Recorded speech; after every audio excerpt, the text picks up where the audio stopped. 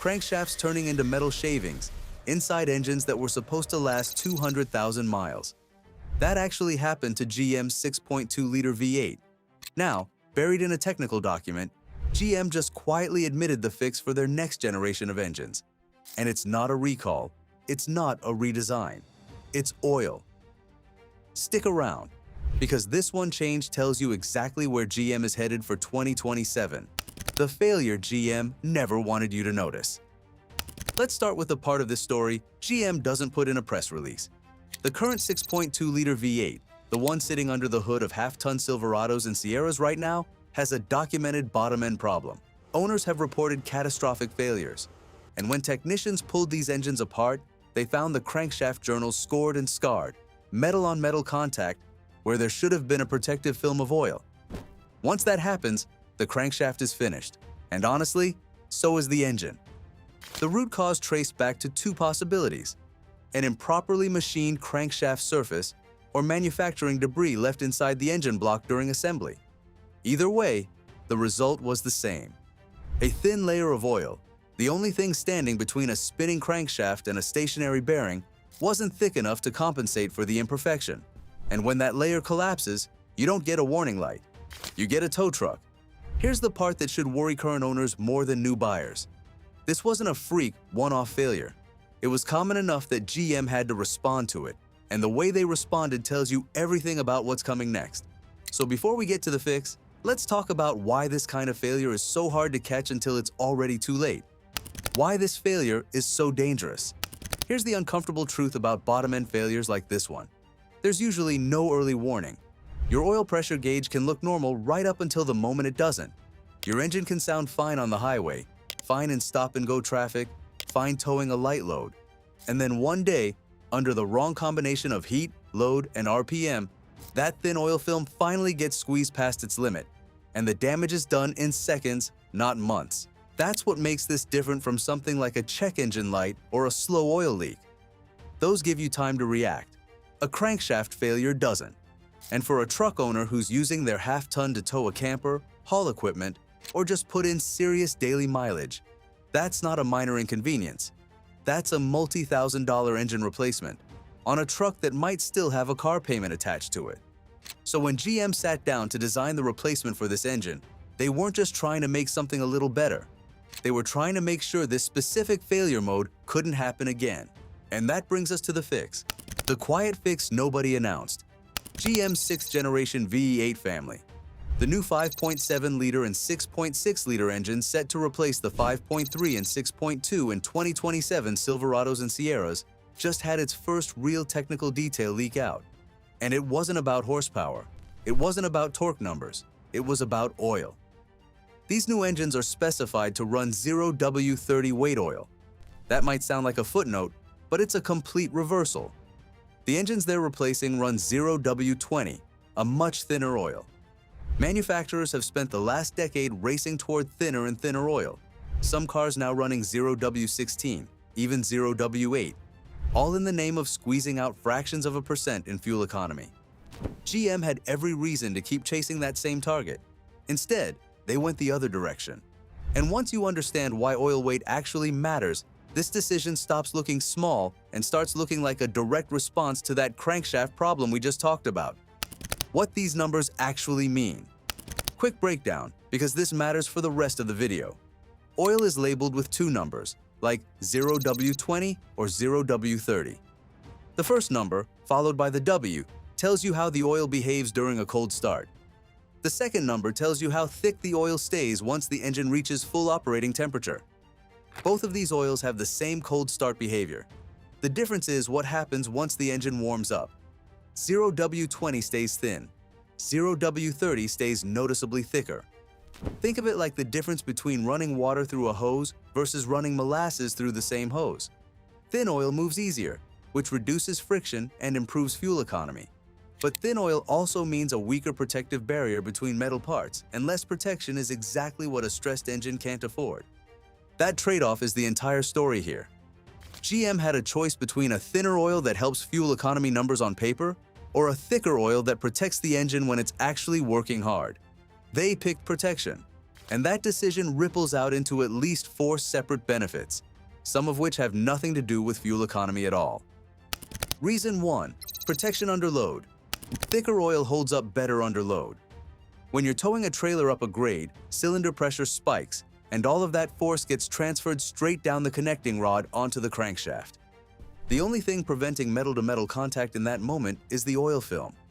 A thicker 0W30 is far less likely to get squeezed out under that kind of pressure than a thin 0W20, which means a stronger safety margin exactly when the engine needs it most.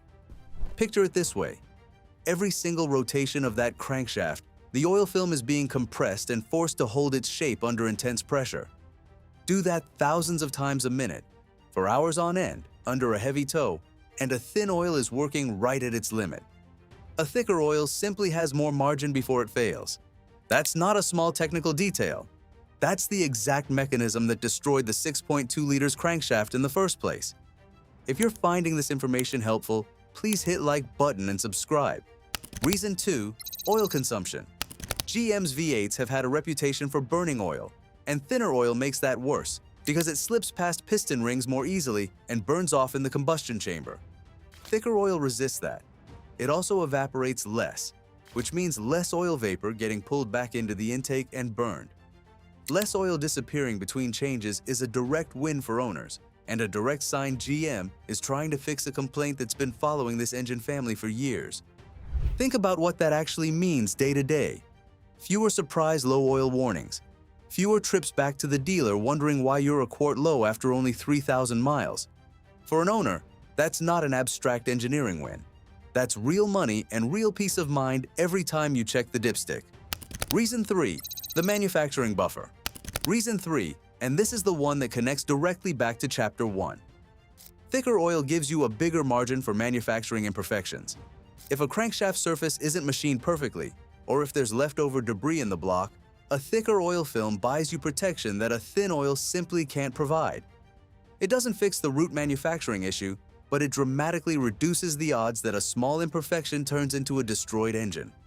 That is almost certainly why GM chose this spec for the exact engine family that replaces the one with known crankshaft failures. It's essentially GM building in a safety net for its own manufacturing process, an acknowledgement that even with better quality control, there's always some tolerance for human and mechanical error on an assembly line producing hundreds of thousands of engines a year. Thicker oil doesn't excuse a mistake, but it can be the difference between a mistake that goes unnoticed for 200,000 miles and one that ends an engine's life in the first 20,000. Reason 4. A mindset shift.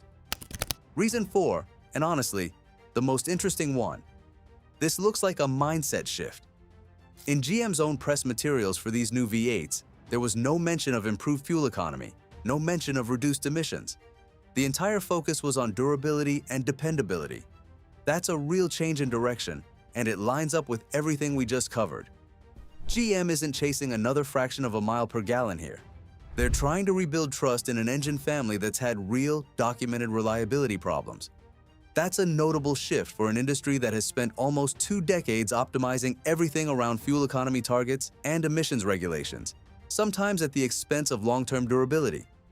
If GM really is stepping back from that race, even slightly, on this specific engine family, it's worth paying attention to, because it suggests they've decided that a truck engine's reputation for lasting is worth more to them right now than shaving off another half a mile per gallon on a window sticker. GM's bigger bet. Here's why this matters beyond oil specs. These new V8s are naturally aspirated, meaning they don't deal with the extreme cylinder pressures you get from a turbocharged engine like Ford's 3.5-liter EcoBoost or Toyota's twin-turbo iForce. Lower peak pressures, combined with a thicker, more protective oil, is about as strong a starting combination as you can build into a new engine family. It's also worth noting GM isn't inventing something untested here. Other naturally aspirated V8s known for handling serious workloads, like the 7.3-liter Godzilla and GM's own 6.6-liter L8T in their heavy-duty trucks, already run 30-weight oil, and both have solid reliability track records under far more demanding duty cycles than a half-ton truck will ever see. And here's the scale of what GM is actually doing. This is the only brand new V8 platform to enter the half-ton truck segment in roughly 15 years. Every other manufacturer has been consolidating around turbocharged and hybrid setups. GM is going the other way, building a clean sheet 6.6-liter V8 expected to produce around 500 horsepower, while somehow still meeting strict CAFE emissions regulations. That's not a small bet. That's GM deciding the half-ton V8 still has a future and betting an entire engine family on getting the reliability story right this time. How this compares across the industry. Zoom out for a second, because this decision looks even more significant when you compare it to what everyone else is doing. Ford, Ram, and Toyota have all leaned hard into turbocharged and hybridized powertrains for their half-ton trucks, chasing efficiency numbers with smaller displacement, forced induction engines. That approach works, but it comes with its own trade-offs: more heat, more stress on internals, and in some cases, more complexity that can fail down the line. GM, meanwhile, is doubling down on the traditional naturally aspirated V8 formula that built its reputation in the first place, but clearly trying to modernize it with better internals and, now, better lubrication strategy. In an industry where almost every manufacturer is moving in the same direction, GM zigging instead of zagging is exactly the kind of decision that either pays off in a big way or becomes a cautionary tale. Right now, the early signs point toward GM taking the lessons from their last V8 seriously. What this means if you're buying in 2027. If you're planning to buy a new Silverado or Sierra when these engines launch, here's the takeaway. This single spec change is a signal that GM went back, looked hard at what went wrong with the 6.2-liter V8, and built the fix directly into the next generation before a single customer ever turns the key. That's not something you usually get to see happen in public. It's still early. We don't have piston ring specs, we don't have long-term durability data, and there's no substitute for real-world miles. But when a manufacturer quietly shifts its entire oil philosophy on the exact replacement for an engine with known bottom-end failures, that tells you where their priorities actually are, regardless of what the marketing says. If you're currently driving a 6.2-liter GM V8 and you've been nervous about long-term reliability, this is at least reassurance that GM has identified the issue and engineered a direct countermeasure into the next generation.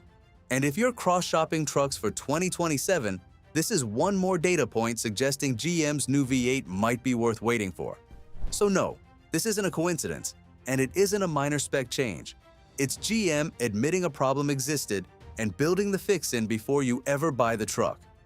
Keep an eye on this engine family, because 2027 might be the year GM actually gets it right. Would you trust GM again? Drop a yes or no in the comments. And if you enjoyed the video, smash that like button and subscribe for more auto content. Thanks for watching, and see you in the next video.